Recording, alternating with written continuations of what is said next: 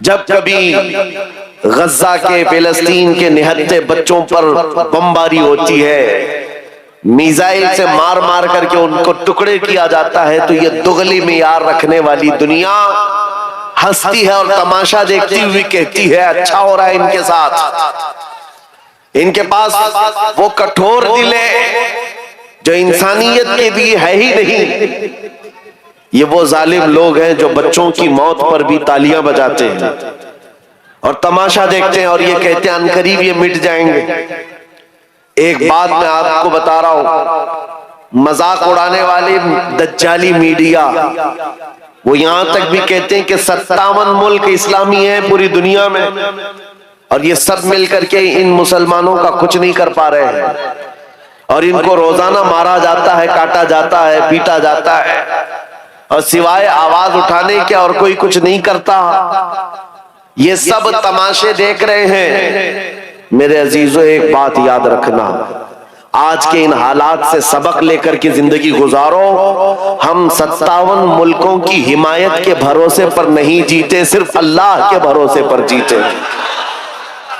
کوئی بادشاہ ہمارے لیے آواز اٹھائے نہ اٹھائے، کوئی حکومت ہماری حمایت میں کھڑی ہو نہ ہو، ہمیں اس سے فرق نہیں پڑتا۔ ہر زمانے میں حسینی تعداد میں کم ہوتے ہیں، لیکن یہ تاریخ لکھ کر کے جاتے ہیں اسلام زندہ ہوتا ہے ہر کربلا کے بعد۔ اسلام زندہ ہوتا ہے ہر کربلا کے بعد۔ یہ سب چیزیں پورا بیان ہونے تک آپ یہ پیسوں کے ادھر ادھر آپ نعت خوانوں کے ساتھ کیا کریں، توجہ سے سنیں۔ نبی کریم صلی اللہ تعالی علیہ وسلم کی اس عظیم امت کو آج تختہ مشق بنایا گیا ہے۔ یہ ہم سب کا امتحان چل رہا ہے، یہ ہم سب کا امتحان چل رہا ہے۔ ہم چھوٹی چھوٹی چیزوں پر صبر نہیں کر پاتے۔ ہو سکتا ہے میری تقریروں سے آپ کو اثر نہ ہو سکتا ہے کسی مقرر کی اور کسی کے وعظ و نصیحت سے آپ کو اثر نہ ہو رہا ہو، لیکن ان نہتے بچوں کی اور ان مظلوم فلسطینیوں کی اس چیخ و پکار کو دیکھ کر کے تو سمجھ جاؤ کہ ان کا ایمان کتنا مضبوط ہے، کتنا مضبوط ہے۔ وقت کے سپر پاور طاقتیں ان نہتے بچوں کے سامنے کھڑی ہیں۔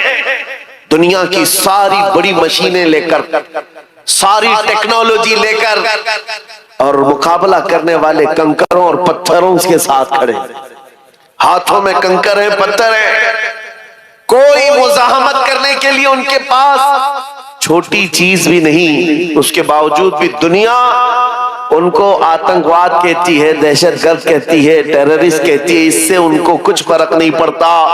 میں ایک حدیث پاک سناتا ہوں، نبی کریم صلی اللہ تعالی علیہ وسلم ارشاد فرماتے ہیں لا تزال عصابۃ من امتی یقاتلون علی ابواب دمشق وما حولها ظاہرین علی الحق لا يضرهم خذلان من خذلهم الى ان تقوم الساعة او كما قال رسول اللہ صلی اللہ علیہ وسلم۔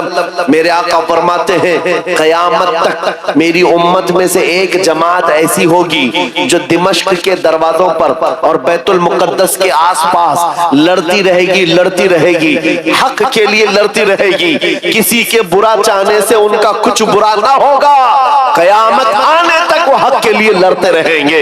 میرے آقا صلی اللہ علیہ وسلم نے فرمایا قیامت تک وہ حق کے لیے لڑتے رہیں گے، کسی کے برا چاہنے سے ان کا کچھ نہیں ہوگا۔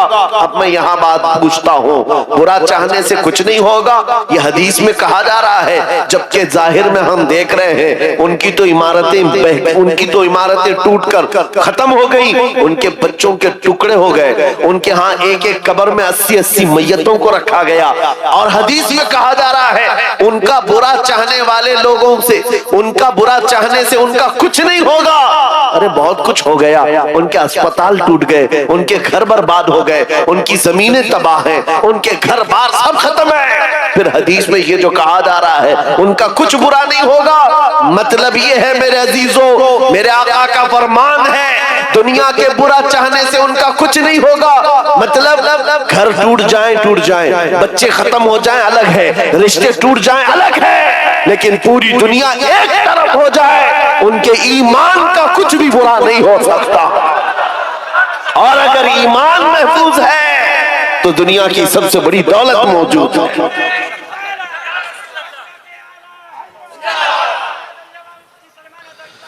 میں یہ چاہتا ہوں طوفان آئیں گے، آندھیاں آئیں گی، تم سبق حاصل کر لو، ایمان ہو تو ایسا ایمان ہو، ایمان ہو تو ایسا ہو۔ ارے میاں ان کے اوپر سے میزائلیں گزر رہی ہیں اور وہ سوکھی روٹی کھانے میں مصروف ہیں۔ ان کے ہاں بچوں میں 6 سال کی بچیوں میں یہ جذبہ ماں باپ نے پلایا ہے۔ چھوٹی سی لڑکیاں مہندی کے کون سے اپنا نام لکھ رہی ہیں۔ کسی نیوز رپورٹر نے پوچھا کہ جنگ کے حالات میں تم اپنا نام ہتھیلی پہ کیوں لکھ رہی ہو؟ 5 سال کی 6 سال کی لڑکیاں وہ کہتی ہیں پتہ نہیں رات کو سوئیں گے کب کوئی میزائل گر جائے، کب بم گر جائے اور ہمارے ٹکڑے ہو جائیں۔ اگر ہاتھ موجود رہا تو ہمارے ماں باپ نام دیکھ کر ہم کو پہچان سکتے ہیں۔